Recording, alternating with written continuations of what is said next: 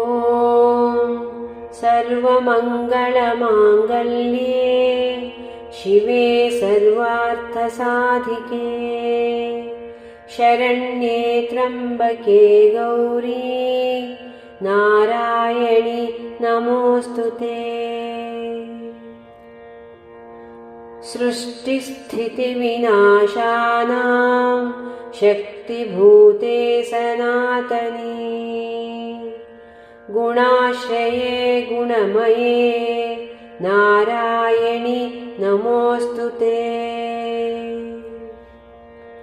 शरणागतदीनार्ता परित्राणपरायणे सर्वस्यार्तिहरे देवी नारायणी नमोऽस्तुते।